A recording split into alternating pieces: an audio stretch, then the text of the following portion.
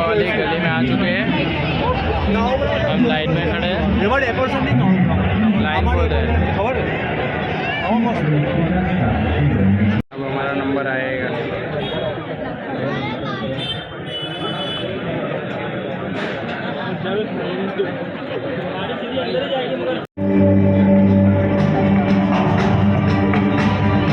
ये मेरा पुत्र बर्बरीक है। भगवान कृष्ण, बचपन से ही आपकी कथा सुन के ही बड़ा हुआ। प्रभु, आप मेरे सपने में आते थे।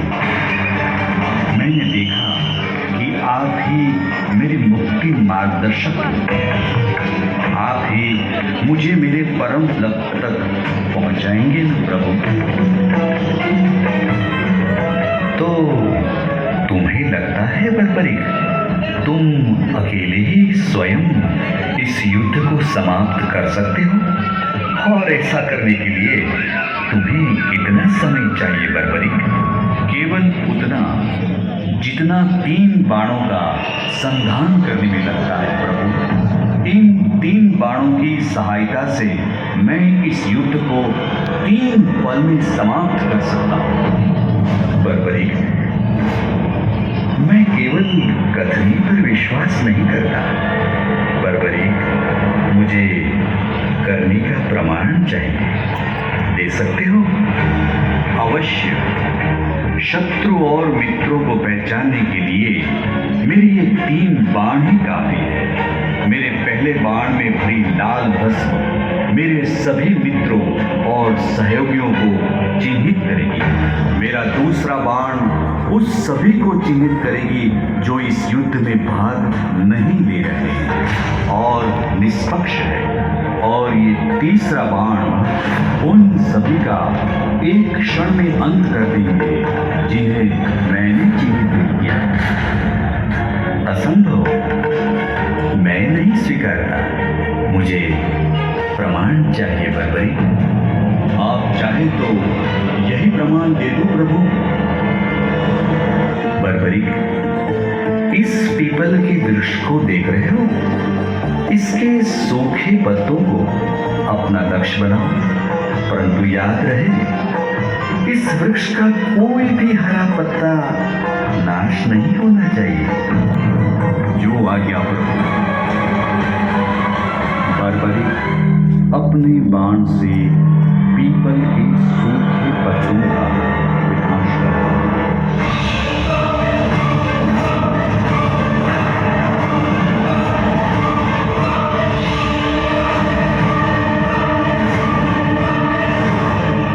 एक सूखा हुआ पत्ता भगवान श्री कृष्ण अपने पांव के नीचे दबा देते हैं।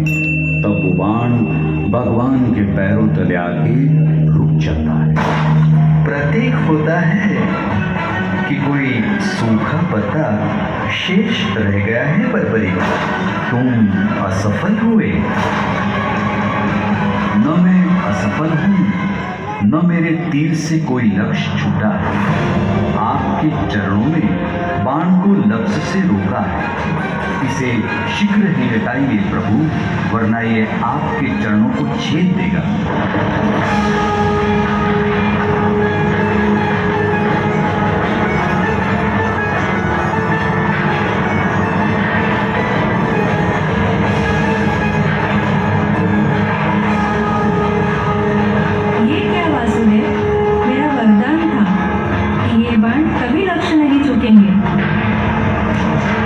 ये बाण मेरा चरण नहीं फेर पाया, परंतु अब से मेरे शरीर का ये भाग सबसे दुर्बल होगा और अब कोई भी बाण मेरे इस चरण स्थल को भेद पाएगा।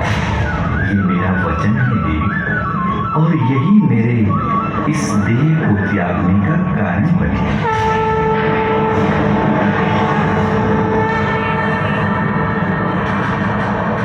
क्यों माधव, आपने उस पत्ते पर पांव क्यों रखा?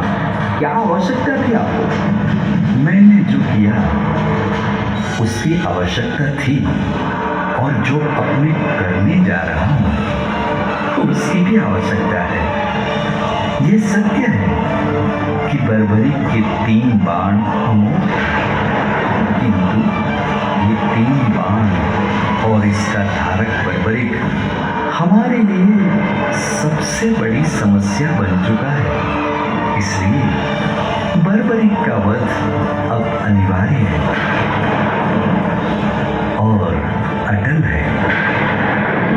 नहीं प्रभु, आप ऐसा मत करो। नहीं माधव, मेरे पौत्र को ऐसा दंड मत दो। भगवान, मेरे पुत्र बर्बरिक को इस दंड से बचाओ। भगवान, इसे बचाओ। प्रभु, इसे बचाओ। यही नियति है बस। युद्ध के दौरान बर्बरिक अपने वचन के अनुसार केवल निर्बल के पक्ष में ही युद्ध करेगा। युद्ध के मध्य में कौरव सेना निर्बल होने से बर्बरिक उनका साथ देगा और इससे युद्ध असंतुलित हो जाएगा और पांडवों का विनाश होगा। मैंने ठीक कहा ना बर्बरिक? तो मैं क्या करूं? संसार का हर योद्धा अपना युद्ध चुनता है। क्या मुझे यह युद्ध चुनने का अधिकार नहीं है? बर्बरिक, योद्धा कभी अपना युद्ध नहीं चुनता, युद्ध अपना योद्धा चुनता है। किंतु आप ही कहते हैं ना प्रभु कि प्रत्येक मनुष्य के जीवन का कोई न कोई लक्ष्य होता है। मेरी बस एक ही इच्छा थी कि मैं इस युद्ध में भाग लूं। मैं भी इस युद्ध को देखना चाहता था।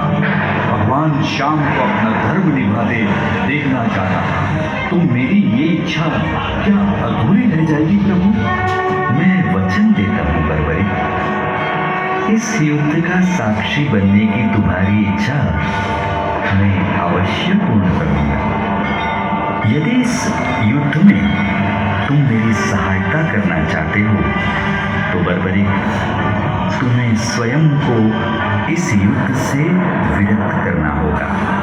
ये युद्ध एक यज्ञ है और तुम्हें इसमें अपने प्राणों की आहुति देनी होगी। जो आज्ञा प्रभु।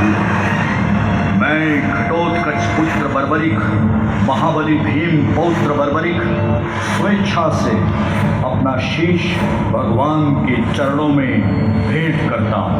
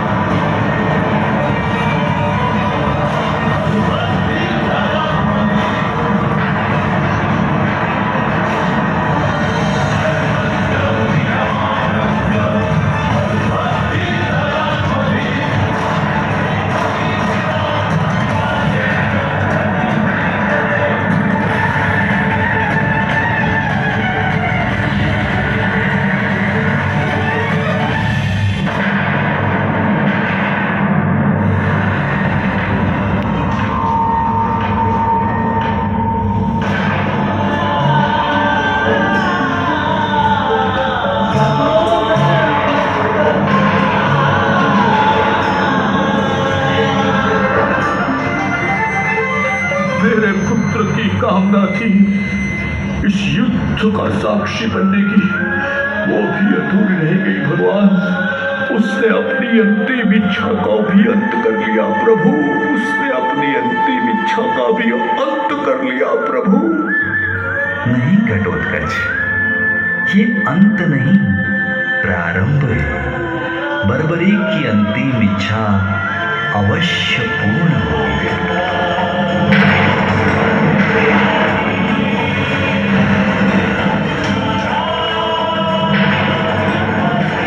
बर्बरिक इस महाभारत का एक महत्वपूर्ण कार्य पूर्ण करेगा। बर्बरिक का ये त्याग, ये बलिदान व्यर्थ नहीं जाएगा। तुम सदैव अपने साहस बुद्धिमत्ता के इस महायुद्ध के एकमात्र एकमात्र साक्षी के रूप में जाने जाओगे। संसार तुम्हें से जानेगी कि इस महायुद्ध में जो कुछ भी हुआ धर्म के अनुसार हुआ, और इस संसार के अंत तक तुम इस धर्म युद्ध के साक्षी रहोगे। तुम्हारे इस निस्वार्थ बलिदान के लिए तुम्हें सदा आदर दिया जाएगा और तुम्हारी भगवान खाटू श्याम के नाम से पूजा की जाएगी।